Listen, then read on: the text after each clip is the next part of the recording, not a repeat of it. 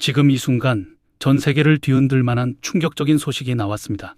바로 삼성이 역사상 가장 조용하고 가장 거대한 베팅을 하고 있다는 겁니다. 일단 삼성 SDI는 삼성 디스플레이 지분 15.2%를 팔겠다고 공시를 냈어요. 돈으로 따지면 거의 10조 원에 육박한 금액이고 코스피 하위 100개 기업을 통째로 살 수 있는 돈이에요. 그리고 이런 매각은 삼성그룹 역사상 몇 번 없었던 대규모 자산 매각이었습니다. 그런데 왜 팔았을까요? 그 돈을 어디에 쓰려는 걸까요? 바로 배터리입니다. 아마 많은 분들이 배터리? 2차 전지? 2023년에 다 끝난 테마 아니야? 이렇게 생각하실 거예요. 하지만 완전히 틀렸습니다. 지금 2차 전지 주식들이 과거 고점 대비 많이 빠진 건 다들 아시죠? 그 와중에 조용히 일어난 일이 있어요. 2026년 1월 카이스트 서울대 연세대 동국대가 뭉친 한국연구팀이 전 세계 배터리 업계의 판도를 완전히 뒤집을 논문을 발표했습니다. 저비용 원료로 기존 전해질보다 최대 4배 높은 성능을 뽑아낸 전고체 배터리 기술이에요. 도요타가 2012년부터 1300개 넘는 특허로 막아놓은 길을 완전히 다른 방향으로 뚫어버린 겁니다. 삼성의 10조 원 베팅과 카이스트의 기술 돌파가 같은 시기에 터졌어요. 우연일까요? 전고체 배터리 시장은 2033년까지 연평균 42%씩 성장합니다. 전기차만의 이야기가 아니에요. 휴머노이드 로봇, AI 데이터 센터, 우주항공. 향후 10년 모든 산업의 심장을 교체하는 작업이 지금 시작된 겁니다. 오늘은 삼성이 왜 10조 원 칼을 뽑았는지, 한국이 어떻게 일본의 특허 장벽을 우회했는지, 그리고 이 흐름에서 가장 먼저 올라탈 한국 기업 두 곳을 끝까지 공개해드리겠습니다. 끝까지 꼭 보세요. 핵심부터 바로 말씀드리겠습니다. 지금 우리가 쓰는 모든 배터리, 스마트폰이든 전기차든 다 액체 전해질 구조입니다. 양극과 음극 사이에 액체가 들어있고 리튬이온이 이 액체를 헤엄쳐 다니면서 전기를 만들어요. 근데 이 액체가 충격을 받거나 과충전되면 새면서 불이 납니다. 한번 붙으면 물로도 못 꺼요. 그리고 이걸 열폭주 현상이라고 하죠. 과거 사례를 보셨다시피 지하 주차장에서 전기차 한 대만 불이 나도 건물 전체가 위험해지잖아요. 일부 아파트에서 전기차 주차를 막기 시작한 이유가 바로 이겁니다. 그런데 전고체 배터리는 이 위험한 액체를 고체로 바꾼 거예요. 이름 그대로 전부 고체입니다. 단순해 보이지만 이 하나의 변화가 4가지를 동시에 해결합니다. 첫째, 불이 안 납니다. 액체가 없으니 셀 것도 없어요. 둘째, 에너지 밀도가 2배입니다. 지금 전기차가 한 번 충전에 400에서 500km를 가는데 전고체면 서울에서 부산 왕복을 충전 없이 갑니다. 셋째, 충전 시간이 대폭 줄어듭니다. 주유소에서 기름 넣는 시간과 비슷해지는 수준이에요. 넷째, 수명이 압도적으로 깁니다. 액체는 충방전을 반복할수록 화학적으로 분해되는데 고체는 그 열화가 거의 없어요. 그런데 이렇게 좋은 걸 왜 진작에 못 만들었을까요? 기술적으로 극도로 어렵기 때문입니다. 액체를 고체로 바꾸면 치명적인 문제가 생겨요. 이온 전도 문제입니다. 리튬 이온이 액체에서는 물 만난 고기처럼 잘 다니는데 고체는 콘크리트 벽이에요. 전류가 흐르지 않으면 배터리가 아니죠. 그래서 지난 20년 동안 전 세계 연구진이 한 일이 뭔지 아세요? 돈을 퍼부었습니다. 인듐, 은 같은 귀금속을 배터리에 때려 넣어서 억지로 성능을 올린 거예요. 인듐이 1kg에 30만 원, 은은 100만 원이 넘습니다. 배터리 한 개 만드는데 차 한 대 값이 들어가는 구조예요. 안전하고 성능 좋아도 산업이 아니라 실험실 장난감인 거죠. 이게 바로 작년까지 전고체는 아직 멀었다는 이야기가 나온 이유입니다. 그런데 2026년 드디어 이 벽이 깨지기 시작했습니다. 바로 카이스트 서울대 연세대 동국대 연구팀, 삼성전자가 자금을 댄 프로젝트 때문인데 이 팀이 발상을 완전히 바꿨어요. 비싼 금속 대신 지르코늄을 썼어요. 싸고 구하기 쉬운 소재입니다.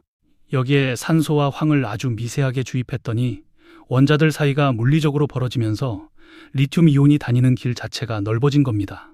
꽉 막힌 1차선 도로가 갑자기 8차선 광폭 고속도로가 된 거예요. 결과는요. 기존 전해질보다 최대 4배 높은 이온 전도 성능, 상용화 마지노선을 가볍게 뛰어넘었습니다. 그리고 전략적으로 더 중요한 게 있어요. 이 기술이 할라이드계의 전해질이라는 겁니다. 도요타가 1300개 특허로 장악한 황화물계가 아니에요. 중국이 독점한 히토류도 안 씁니다. 일본 특허 장벽을 우회하고 중국 원료 의존을 동시에 무력화시킨 겁니다. 이게 기술 돌파이면서 동시에 지정학적 우위예요. 2026년 2월 19일 삼성 SDI가 삼성 디스플레이 지분 15.2% 매각 공시를 냈어요. 장부가 기준 10조 원 이상입니다. 그리고 이 돈이 전고체 배터리 양산 투자에 들어갑니다. 향후 2년간 설비 투자만 5.9조 원이라고 밝혔어요. 여기서 시장 반응은 흥미로웠습니다. 매각 공시가 나가자마자 삼성 SDI 주가가 올랐어요. 보통 핵심 자산을 팔면 주가가 빠지는 게 정상인데 오히려 올랐다는 건 시장이 지분 매각을 손해가 아니라 공격적 투자의 신호탄으로 읽었다는 겁니다. 삼성 SDI는 이미 수원에 전고체 파일럿 라인인 S라인을 구축했고 생산 방식도 연구실 수준을 넘어 실제 양산에 가장 가까운 롤프레스 방식으로 전환을 완료했어요. 도요타도 미국 퀀텀스케이프도 이 단계를 아직 못 넘었습니다. BMW와의 협력도 구체적이에요. 올해 말부터 BMW 차량에 삼성 SDI 전고체 배터리가 탑재돼서 실제 도로를 달립니다. 이 도로 테스트 데이터를 바탕으로 2027년 본격 양산 목표입니다. 일정이 한 번도 밀린 적 없는 유일한 기업이에요. 경쟁사들은요. 도요타는 양산 목표를 이미 2번 미뤘고 퀀텀스케이프도 연기, LG에너지솔루션과 SK온도 2028에서 2030년을 바라보고 있어요. 글로벌에서 삼성이 압도적으로 빠릅니다. 그런데 여러분, 혹시 아직도 전고체 배터리가 전기차에만 쓰인다고 생각하시면 큰 그림을 놓치는 겁니다. 첫 번째, 휴머노이드 로봇이에요. 지금 테슬라 옵티머스 같은 로봇이 한번 충전에 20에서 30분밖에 못 버텨요. 에너지 밀도가 2배인 전고체가 아니면 공장에서 일하는 로봇 상용화 자체가 불가능합니다. 골드만삭스는 휴머노이드 로봇 시장이 2035년까지 380억 달러로 성장한다고 봤는데 그 전제 조건이 전고체입니다. 두 번째, AI 데이터 센터입니다. 구글, 아마존, 마이크로소프트가 전 세계의 데이터 센터를 미친 듯이 짓고 있는데 수조 원짜리 서버 장비 옆에 불날 수 있는 배터리를 둘 수 없잖아요. 전고체는 화재 위험이 제로에 가깝기 때문에 데이터 센터 바로 옆에 ESS로 설치할 수 있어요. AI 인프라 확장에 숨겨진 수혜입니다. 그래서 전고체 배터리는 단순한 전기차 부품이 아닙니다. 로봇의 심장이고 AI 시대의 전력 인프라예요. 삼성이 10조를 거는 이유가 이겁니다. 그럼 이제 오늘 진짜 핵심 추천 종목 들어갑니다. 첫 번째, 동화기업입니다. 이 회사 이름 들으면 나무보드, 건축자재 떠올리시는 분들 많으실 거예요. 실제로 국내 목재보드 시장 점유율 1위 맞아요. 근데 이 회사를 건축자재 회사로만 보시면 엄청난 기회를 놓치시는 겁니다. 동화기업의 진짜 성장 엔진은 자회사 동화일렉트로라이트예요. 2019년에 전해액 전문기업을 인수하면서 배터리 소재 사업에 본격 진출했고 지금은 삼성 SDI에 전해액을 직접 납품하는 핵심 공급사입니다. 전해액이 뭔지 아시죠? 배터리 4대 소재 중 하나예요.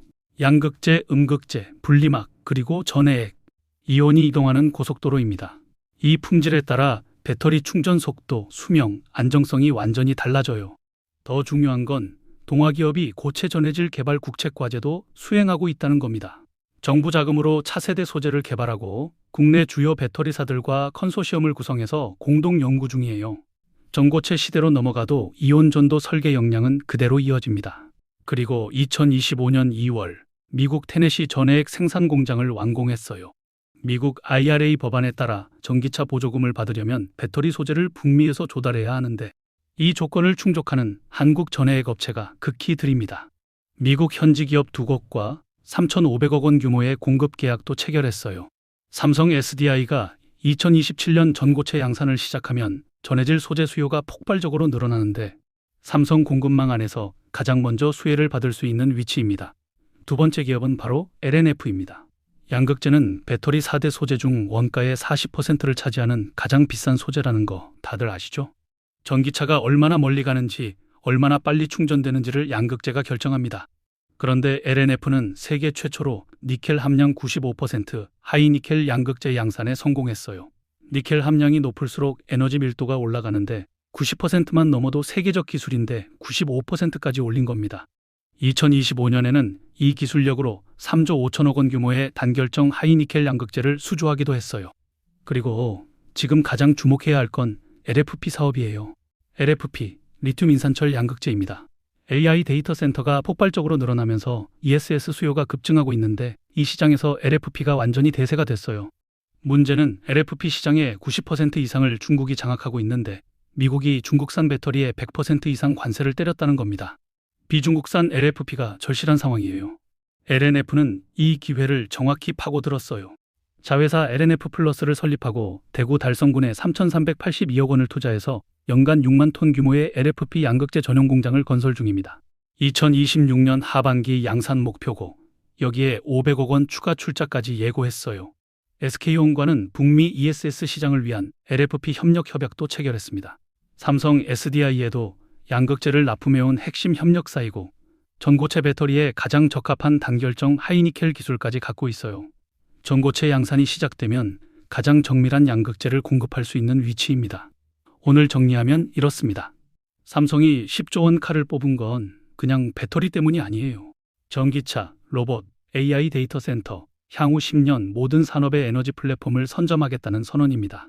그리고 한국은 카이스트의 기술 돌파로 일본의 특허 장벽까지 우회했어요. 타이밍이 이렇게 맞아떨어지는 경우는 흔치 않습니다. 변동성이 있는 시장이고 항상 리스크는 존재합니다. 하지만 이 큰 흐름, 이 전환점에서 정보의 격차가 수익의 격차가 된다는 건 분명해요. 오늘 소개해드린 두 종목, 저 혼자 보고 끝내지 않을 겁니다.